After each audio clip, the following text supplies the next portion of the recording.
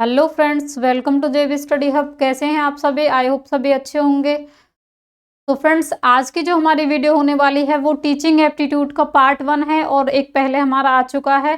तो फ्रेंड्स, आज की वीडियो में हम क्या करेंगे, क्वेश्चंस को डिस्कस करेंगे टीचिंग एप्टीट्यूड से रिलेटेड। तो फ्रेंड्स, ये जो वीडियो होने वाली है बाइलिंगुअल होने वाली है। जिनको हिंदी में प्रॉब्लम होती है तो फ्रेंड्स हिंदी भी है और इंग्लिश भी है, कोई भी प्रॉब्लम किसी को नहीं होगी, आई होप। तो फ्रेंड्स, स्टार्ट करते हैं हमारी आज की वीडियो।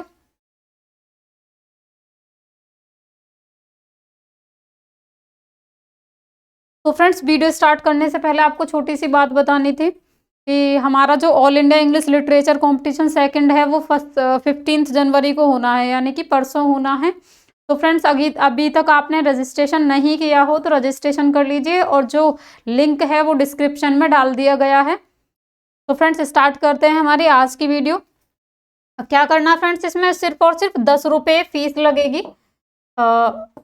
10 रुपये फीस है और जो फर्स्ट पे आएगा उसे एक ट्रॉफी दी जाएगी और जो लास्ट टाइम आए थे उन्हें भी पहुंचा दी गई है उनके घर पे ट्रॉफी। ठीक है, तो फ्रेंड्स रजिस्ट्रेशन की लिंक डिस्क्रिप्शन में है, कर लीजिएगा।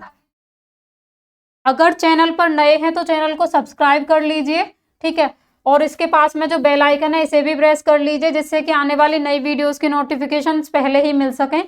Thank you. तो फ्रेंड्स, स्टार्ट करते हैं हमारी आज की वीडियो। तो फ्रेंड्स, पहला क्वेश्चन है how many types of teaching aids are there. पूछा गया है फ्रेंड्स कि टीचिंग एड्स जो होते हैं, जो हमारी शिक्षक सहायक सामग्रियां हैं, वो कितने प्रकार की होती हैं। तो फ्रेंड्स,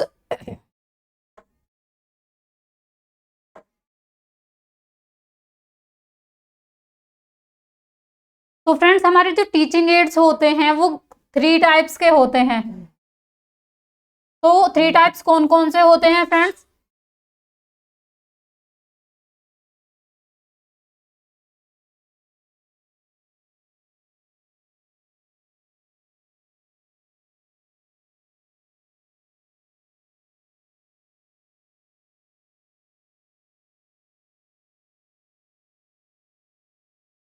तो फ्रेंड्स, कितने टाइप्स होते हैं इसके? हमारे 3 टाइप्स होते हैं। तो फर्स्ट जो टाइप है फ्रेंड्स वो है हमारा ऑडियो। नेक्स्ट होता है हमारा फ्रेंड्स ऑडियो एड्स होते हैं, ऑडियो टीचिंग एड्स, या फिर दूसरे होंगे हमारे वीडियो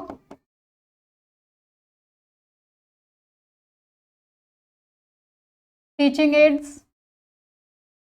ठीक है, और जो थर्ड टाइप है फ्रेंड्स वो होता है हमारा ऑडियो विजुअल। क्या नाम होता है फ्रेंड्स? 3 टाइप्स में हो जाएगा, ऑडियो विजुअल इक्विपमेंट्स।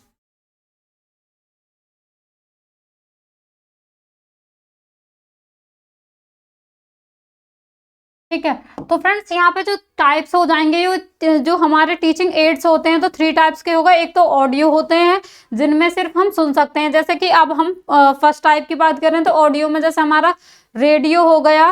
ठीक है, और कोई भी ग्रामोफोन वगैरह, जिनमें सिर्फ और सिर्फ हमें आवाज सुनने को मिलेगी। ठीक है, और फ्रेंड्स जो दूसरा है वो है हमारा वीडियो टीचिंग एड्स होते हैं। ठीक है, जिनमें हम सिर्फ वीडियोस वगैरह देख सकते हैं लेकिन सुन नहीं सकते, है ना। और थर्ड टाइप जो है फ्रेंड्स वो है हमारा ऑडियो विजुअल टीचिंग एड्स, जिसे बोलते हैं हम कि हिंदी में कहें तो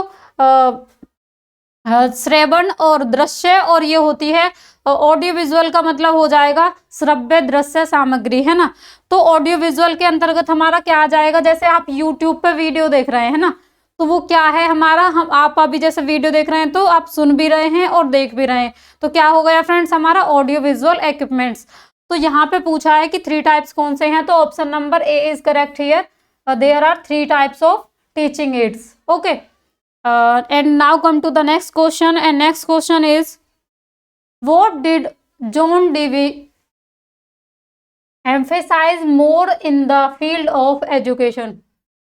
तो फ्रेंड्स यहाँ पे पूछा गया है कि जॉन डीवी ने शिक्षा के क्षेत्र में किस बात पर अधिक बल दिया था। तो फ्रेंड्स उसने किस बात पर बल दिया है? Authorization, teaching method, repetitive learning, functional knowledge, या फिर नन ऑफ दीज। सत्तावादी शिक्षण विधि, दोहराव विधि, क्रियामूलक ज्ञान, या इनमें से कोई नहीं।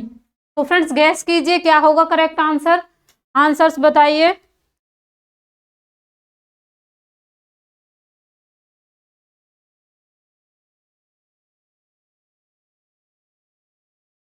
तो फ्रेंड्स आपने नंबर तो डाला नहीं है, एक इसका बता रहे हैं। ओके, सुमन मैम का आया है।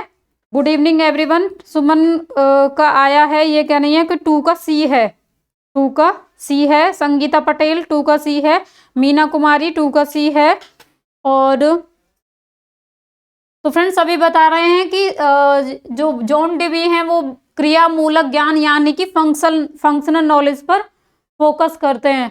ठीक है, तो फ्रेंड्स इनका सभी का करेक्ट है आंसर। फंक्शनल नॉलेज की उन्होंने बात की थी जॉन डिवी ने। Okay, now come to the next question and next question is one of the most powerful factor affecting teaching effectiveness is related to.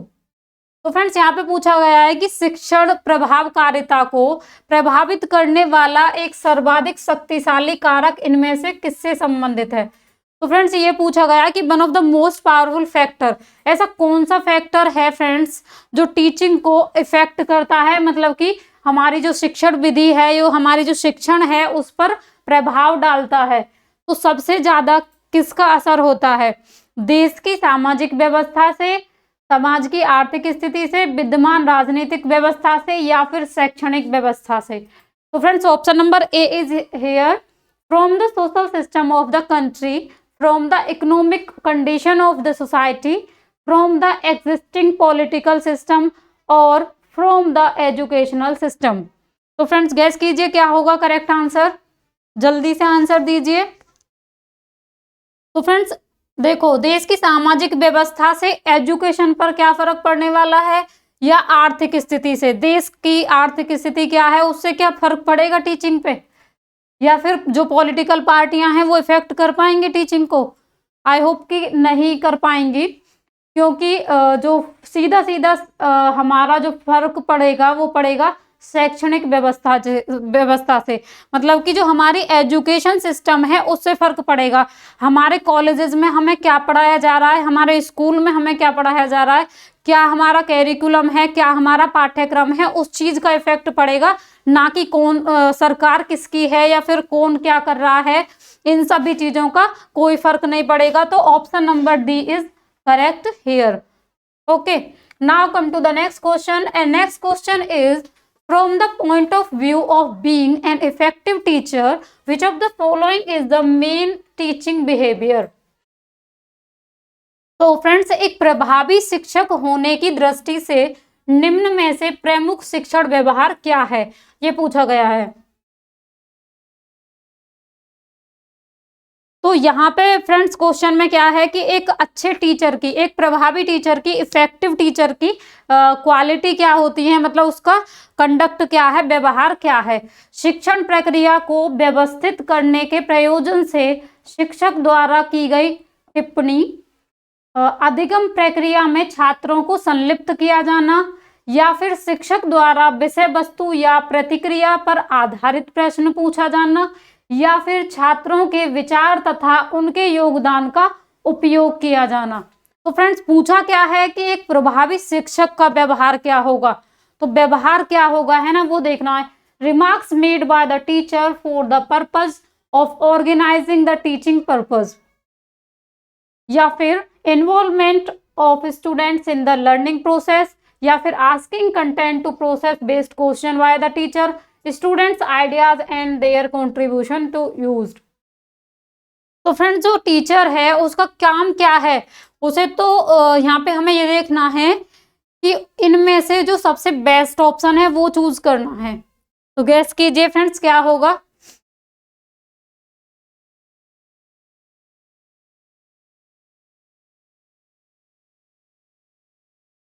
तो फ्रेंड्स यहाँ पे है कि involvement of students in learning, क्या students का involve होना जरूरी है या फिर asking a content of bye the teacher, मतलब कि जो चीज चल रही है, जैसे कि अभी टीचिंग एप्टीट्यूड चल रहा है और उसी के क्वेश्चंस में आपसे डायरेक्टली पूछने लग जाऊं, है ना, उसी कंटेंट से रिलेटेड क्वेश्चंस पूछ रही हूँ लेकिन डायरेक्टली पूछने लग जाऊं, उसके बारे में पहले कोई हमारी बात नहीं हुई है, कुछ नहीं हुआ है, डायरेक्ट क्वेश्चंस पूछ रहा है टीचर, या फिर students ideas and their contribution to be used, तो या फिर छात्रों के विचारों और उनके योगदान, मतलब कि जो बच्चे हैं उनके जो भी मतलब विचार निकल के आ रहे हैं, जो थॉट्स हैं, उनको जो आइडियाज हैं उनको अपनी टीचिंग में इंक्लूड करना।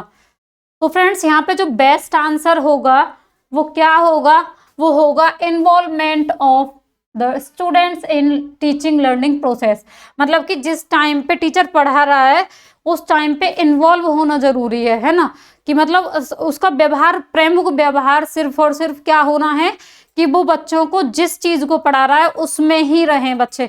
कई बार पता है क्या होता है कि जैसे टीचर पढ़ा रहा है और बच्चे क्या करते हैं कि कोई बाहर देख रहा है, कोई एक दूसरे से मस्ती कर रहा है, ये सभी चीजें नहीं होनी चाहिए।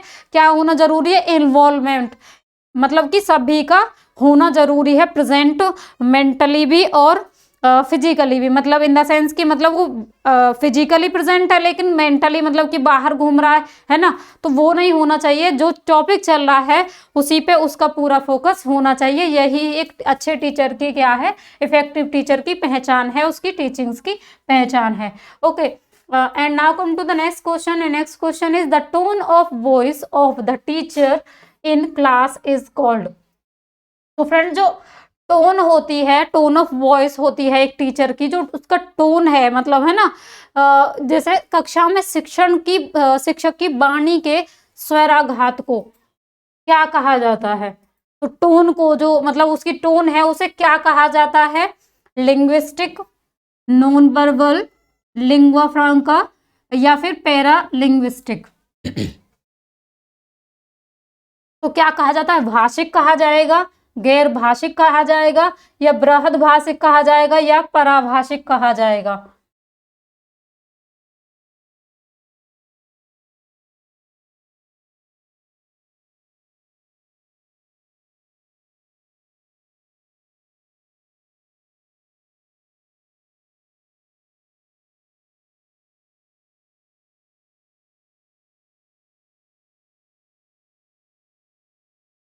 फाइव का डी, मीना कुमारी, सुमन काटल, फाइव का डी।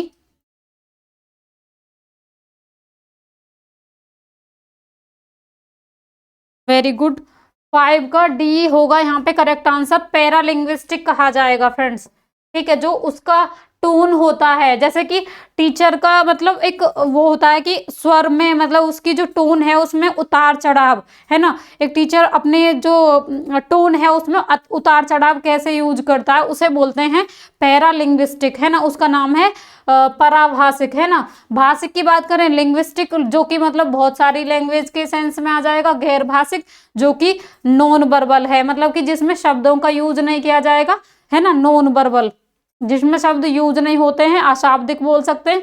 और लिंग्वा फ्रांका का मतलब होता है, फ्रांसा का फ्रेंड्स बहुत सारी भाषाओं का यूज करना, लिंग्वा फ्रांसा बहुत सारी यूज मतलब बहुत सारी भाषाएं, बृहद भाषाएं, बृहद भाषिक। तो फ्रेंड्स क्या ऑप्शन नंबर डी यहाँ पे करेक्ट हो जाएगा। And now come to the next question. Next question is identify the qualities of an effective teacher which are related to personality and attitude। तो friends identify the qualities of an effective teacher, एक प्रभावी शिक्षक की उन योग्यताओं को चिन्हित कीजिए जो व्यक्तित्व और अभिवृत्ति से संबंधित हैं। तो एक इफेक्टिव टीचर की कौन कौन सी क्वालिटी होती हैं जो उसके पर्सनालिटी और उसके जो एटीट्यूड है उससे रिलेट करती हैं। तो friends option number A is body of control,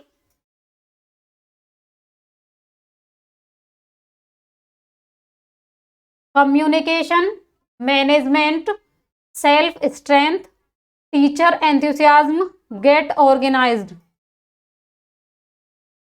तो फ्रेंड्स उसका नियंत्रण की स्थिति, मतलब कि जो क्लास है वो उस पे कंट्रोल कर पा रहा है या नहीं। नेक्स्ट है संप्रेषण, जो उसकी कम्युनिकेशन है वो, या फिर प्रबंधन, मतलब कि वो मैनेज कैसे कर रहा है क्लास को वो, या फिर आत्म सामर्थ्य, मतलब कि उसका जो एंथुसियाज्म है, नो सॉरी सेल्फ स्ट्रेंथ, आत्म सामर्थ्य का मतलब सेल्फ स्ट्रेंथ, जो उसकी पावर है ना, और शिक्षक का उत्साह है, उसका एनर्जी, उसका एंथुसियाज्म, या फिर संगठित और व्यवस्थित होना, संगठित और व्यवस्थित होना।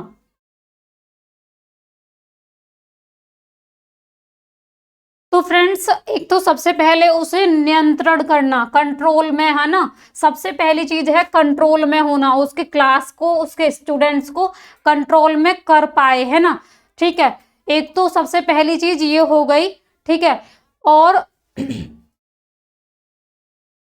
तो फ्रेंड्स, और दूसरी चीज इसमें से क्या होगी, ऑप्शन नंबर डी, आत्म सामर्थ्य, मतलब कि उसकी जो सेल्फ स्ट्रेंथ है वो होना जरूरी है फ्रेंड्स, और टीचर का जो एंथुसियाज्म है, शिक्षक का उत्साह है। तो फ्रेंड्स, ये तीनों ऑप्शंस जो हैं यहाँ पे करेक्ट हैं। तो ऑप्शन नंबर ए में दे रखा है बी, सी और डी रॉन्ग हो जाएगा, A D E, A B C wrong हो जाएगा, डी ई और एफ ये है ही नहीं हमारा। तो friends, option number B is correct here, option number B is correct here. Okay, now come to the next question, which of the following would be most appropriate to encourage learning for learning, मतलब कि जब सीखते हैं हम, सीखने के लिए अधिगम को प्रोत्साहित करने हेतु निम्न में से कौन सबसे उपयुक्त होगा। ठीक है, सीखने के लिए अधिगम को प्रोत्साहित करना, मतलब कि जो सीखना इन द सेंस की जब टीचिंग हो रही है, ठीक है, और हम लर्निंग, मतलब कि हम सीखने के लिए आए हैं, उस टाइम पे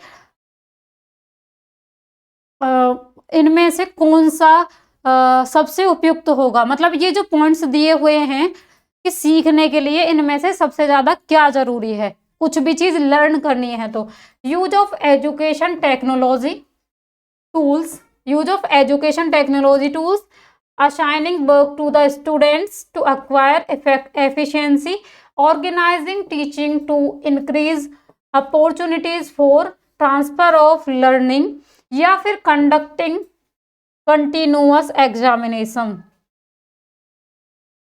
तो फ्रेंड्स, शिक्षा प्रौद्योगिकी, मतलब कि जो तुम्हारी नई नई एजुकेशन टेक्नोलॉजी है उन उपकरणों का यूज किया जाए, या फिर विद्यार्थियों द्वारा दक्षता ग्रहण करने हेतु उन्हें कार्य सौंपा जाए, मतलब कि उन्हें टास्क दिया जाए कि वो कुछ करके, जो हमने टास्क दिया उसे करके दिखाओ, या फिर अधिगम के अंतरण हेतु अवसर बढ़ाने हेतु शिक्षण आयोजित करना,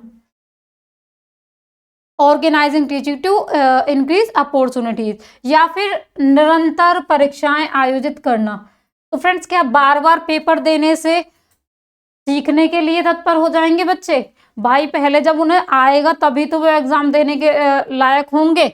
तो फ्रेंड्स, गैस कीजिए क्या होगा करेक्ट आंसर यहाँ पे।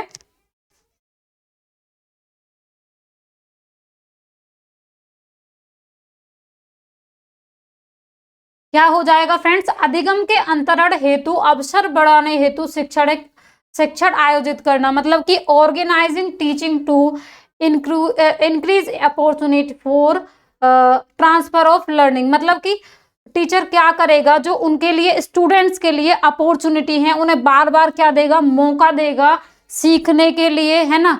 उससे क्या होगा, एक ऐसा माहौल तैयार करे टीचर कि बार बार स्टूडेंट्स को क्या दिया जाए, अपॉर्चुनिटी प्रदान की जाए, मौका दिया जाए, अवसर दिया जाए। उससे क्या होगा फ्रेंड्स, जो हमारे स्टूडेंट्स हैं उनमें क्या होगा, इंक्रीमेंट होगा उनकी लर्निंग प्रोसेस में, उनकी जो सीखने की प्रक्रिया है उसमें एक बहुत अच्छा इम्प्रूवमेंट देखने को मिल सकता है। तो friends, option number C is correct here, क्योंकि यहाँ पे लर्निंग की बात हो रही है कि जब हम सीखते हैं तो उस समय पर कौन सी चीजें हमारी बहुत ज्यादा जरूरी हैं। and now come to the next question, and next question is In the context of classroom teaching, what is the foundation on which warm and nurturing relationship can be built between the learners? तो friends यहाँ पे पूछा गया कि कक्ष की शिक्षण के संदर्भ में उस आधार भूमि को क्या कहते हैं जिस पर अधिगमकर्ताओं के बीच स्नेहिल और परिपोषक संबंध बनाए जा सकते हैं।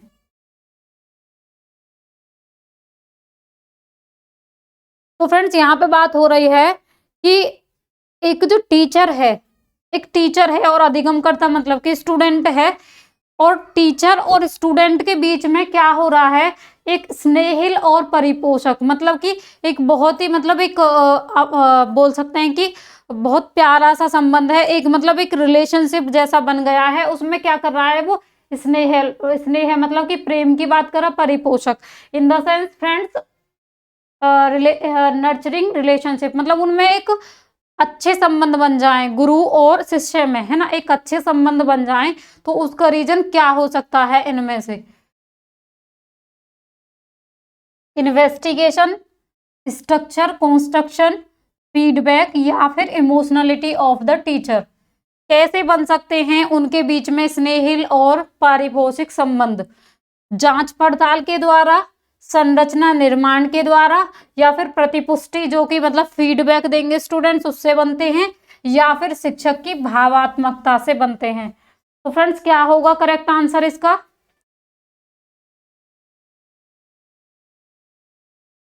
तो फ्रेंड्स इसका जो करेक्ट आंसर है वो है जब टीचर क्या हो जाएगा, टीचर और स्टूडेंट्स के बीच में ये संबंध बनेंगे तो इमोशनल हो जाएगा, उसके बाद में ही ये कंडीशन क्रिएट होगी।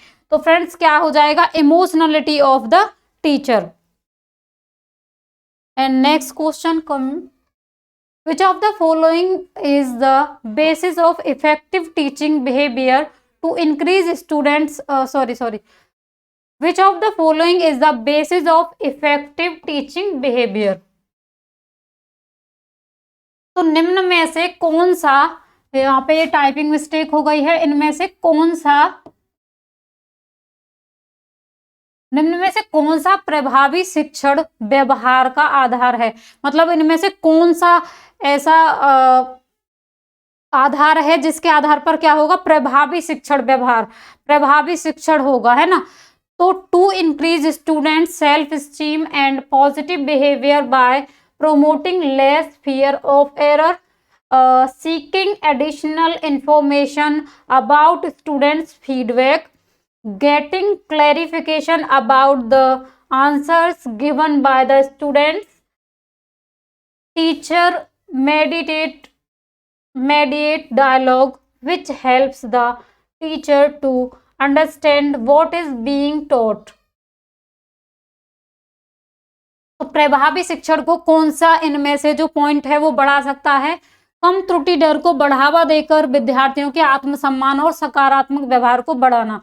तो फ्रेंड्स यहाँ पे जो बात हो रही है ये हो रही है कि to increase student self esteem and positive behaviour by promoting less fear of error, कि मतलब जो स्टूडेंट्स है ना उनमें एक, जैसे वो छोटी मोटी गलती भी करते हैं, है ना, तो यहाँ पे एरर की बात हो रही है ना, वो छोटी मोटी गलती करते हैं तो उन्हें टीचर क्या करेगा, इग्नोर करके उन्हें प्रमोट करेगा। जैसे आपसे कोई स्पेलिंग लिखने को दे दी है ना और आपने स्पेलिंग मिस्टेक कर दी, ठीक है, तो टीचर बोलेगा, मतलब जैसे मैं एक छोटा सा एग्जांपल दे देती हूँ, जैसे टीचर ने कोई स्पेलिंग बोली, जैसे ये दे दिया हमें कि ग्रामर लिखना है, ठीक है, अब बच्चे ने ग्रामर में यहाँ ए की जगह ई लिख दिया है, ठीक है, क्या लिख दिया, ग्रामर में ई लिख दिया है। तो टीचर उसे ये ना कहे कि तुम्हारी ये पूरा, मतलब ये ना बोले कि भाई बिल्कुल गलत, ऐसे काट देगा, उसे ये ना करके उसे एक पॉजिटिव वे में ये कह सकता है कि हाँ तुमने बहुत अच्छा किया, बस एक छोटी सी मिस्टेक है, यहाँ पे ई करना है,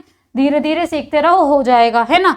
तो फ्रेंड्स ये हो गया इसका एग्जाम्पल सीधा सीधा, कि जब कोई बच्चा छोटी सी गलती कर रहा है ना, और उस गलती को वो क्या कर रहा है टीचर, अगर वो ये बोलेगा कि भाई तुझसे तो ये भी नहीं हो रहा, ये मतलब गलत कर दिया ये और वो, उसके बजाय क्या करेगा कि आपसे इतनी सी गलती हुई है लेकिन नेक्स्ट टाइम आप क्या करोगे, इम्प्रूव करोगे और अच्छा करोगे।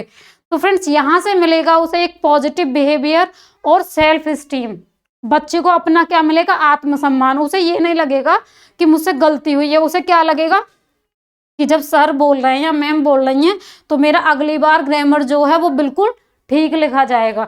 तो फ्रेंड्स ऑप्शन नंबर कौन सा सही हो जाएगा यहाँ पे, option number A is correct here. ये सबसे इफेक्टिव वे होता है हमारी टीचिंग का।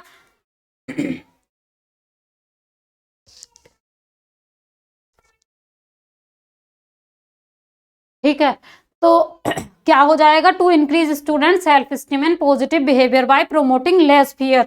उसे फिर आगे से क्या लगेगा कि छोटी मोटी गलतियां तो सर तो कुछ बोलते ही नहीं है, वो तो हमें प्यार से समझाते ही तो हैं, तो फिर इसीलिए वो क्या करेगा कि कोई दिक्कत नहीं, हमें सीखना है, कोई बात नहीं, ऐसे गलती कर करके सीख जाएंगे। तो फ्रेंड्स ये था इसका आंसर। अब चलते हैं नेक्स्ट क्वेश्चन पे। And which of the following is correct order of micro teaching.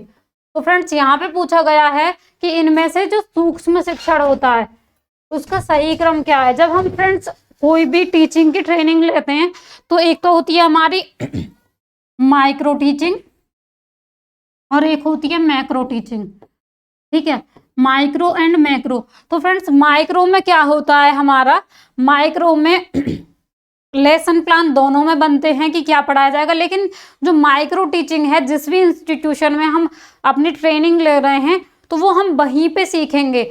जैसे कि हम बीएड कर रहे हैं फ्रेंड्स, तो बीएड में हम क्या करेंगे, वहीं पे एक लेसन प्लान बनाएंगे और उसी जो बीएड की क्लास है, जो हमारी ट्रेनिंग क्लास है, उसी में इसकी प्रैक्टिस की जाती है ना।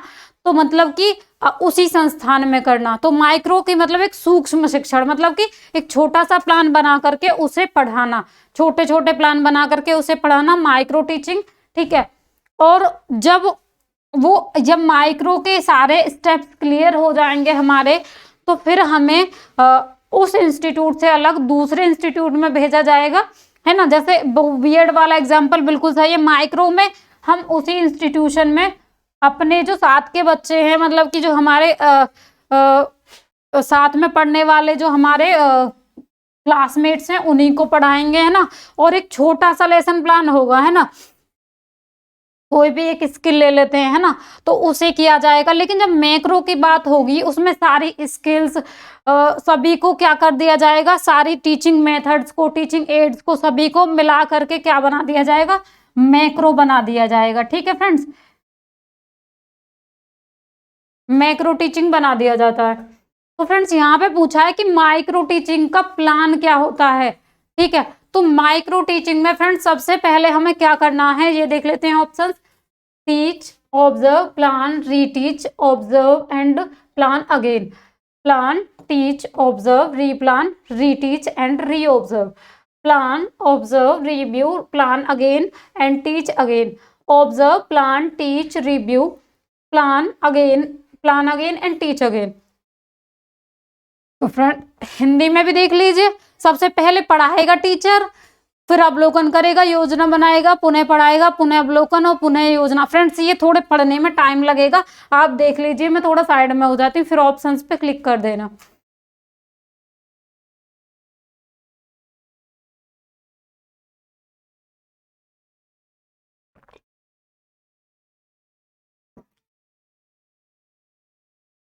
तो फ्रेंड्स आपने देख लिए होंगे क्वेश्चंस, अब देखो बात कर लेते हैं। तो जब भी हम कभी माइक्रो टीचिंग की बात कर रहे थे ना, तो सबसे पहले हम क्या करेंगे, एक प्लान बनाएंगे। ठीक है, एक प्लान बनाएंगे। ठीक है, और प्लान बनाने के बाद में क्या किया जाएगा फ्रेंड्स, उसे टीच किया जाता है, मतलब कि पढ़ाया जाएगा। ठीक है, टीचिंग हो जाएगी। और फ्रेंड्स जब टीचिंग हो जाएगी, है ना, तो फिर क्या होगा, जब टीचिंग हो जाएगी तो फ्रेंड्स उसमें ऑब्जर्वेशन होगा, है ना। तो जो हमारे टीचर्स हैं, जो हमारे साथी हैं, वो उसी क्लास में बैठ करके क्या करेंगे, ऑब्जर्वेशन करेंगे। तो ऑब्जर्वेशन की एक फाइल भी बनती है कि क्या क्या मिस्टेक एक टीचर कर रहा है, वो सभी अपनी मतलब उसकी मिस्टेक्स को बताएगा कि उसने इंट्रोडक्शन में क्या मिस्टेक की, या बच्चों से कैसे क्वेश्चन पूछ रहा है, या बच्चों से कंटिन्यू क्वेश्चन पूछ रहा है, या फिर आप पहले एक्सप्लेन करता है। मतलब सारी चीजें पॉजिटिव नेगेटिव दोनों चीजों को उसमें क्या किया जाएगा, इंक्लूड किया जाएगा। तो ऑब्जर्वेशन कौन करेगा फ्रेंड, जो हमारे सामने बैठे हुए होंगे टीचर्स और तो जो हमारे टीचर्स होंगे और जो हमारे फ्रेंड्स होंगे, मतलब इन द सेंस क्लासमेट्स होंगे। ओके, तो फिर उसके बाद में क्या हो जाएगा फ्रेंड्स, ऑब्जर्वेशन।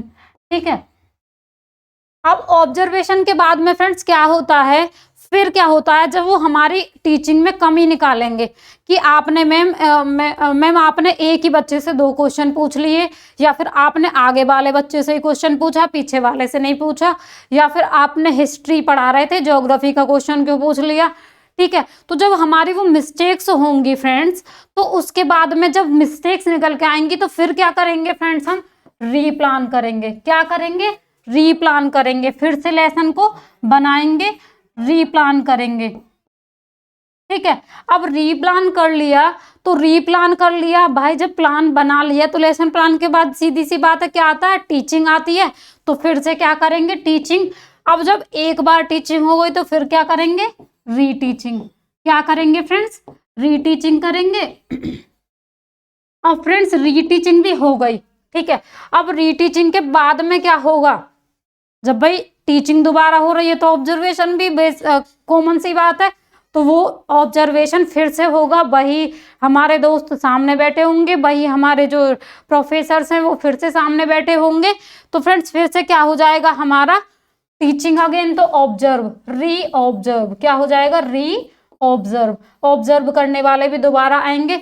तो फ्रेंड्स क्या हो गया, हमारा जो ऑप्शन है, जो प्लान है वो कैसे चलता है, सबसे पहले प्लान करेंगे, फिर टीचिंग करेंगे, फिर ऑब्जर्वेशन होगा, फिर रीप्लान किया जाएगा, फिर रीटीच होगा और फिर री ऑब्जर्वेशन होगा। तब कहीं जा करके हमारी जो माइक्रो टीचिंग है वो कंप्लीट होगी। उसके बाद में हम कह सकते हैं कि हम मैक्रो टीचिंग के लिए प्रिपेयर हैं, वेल प्रिपेयर हैं। तो फ्रेंड्स आई होप क्लियर हुआ होगा। तो क्या हो जाएगा करेक्ट आंसर, योजना बनाना, पढ़ाना, फिर अवलोकन करना, फिर पुनः योजना बनाना, फिर पुनः पढ़ाना और फिर पुनः अवलोकन करना। Plan, teach, observe, replan, reteach and reobserve. Option number B is correct here. तो आई होप कि जो क्वेश्चंस यहाँ पे डिस्कस किए हैं सभी क्लियर हुए होंगे। अगर कोई भी डाउट हो तो फ्रेंड्स कमेंट बॉक्स में डाल दीजिएगा अपनी क्वेरीज को। ठीक है, और नेक्स्ट जो क्लास है वो किस यूनिट से आनी है वो भी बता दीजिएगा। ठीक है,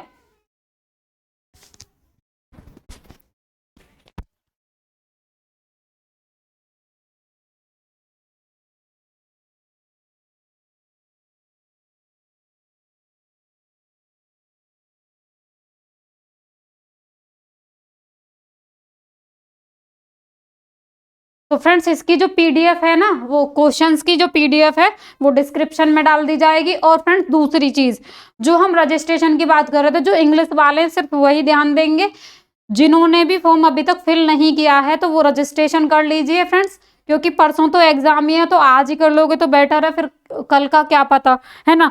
और फ्रेंड्स अगर वीडियो पसंद आ गई हो तो लाइक कर दीजिएगा। ठीक है, और चैनल पर नए हो तो सब्सक्राइब जरूर से कर लीजिए, और बेल आइकन जो है इसे भी दबा लेना, जिससे कि आने वाली नई वीडियोस की नोटिफिकेशंस आपको पहले ही मिल सके। और फ्रेंड्स जो पेपर 1 वाले हैं वो प्लीज़ अपने जो फ्रेंड्स हैं उन लोगों को शेयर कर दीजिएगा, क्योंकि अभी कुछ लोगों को पता नहीं होगा कि पेपर 1 यहाँ पे किया जाएगा। तो फ्रेंड्स आई होप सब कुछ क्लियर होगा। Thanks for watching this video.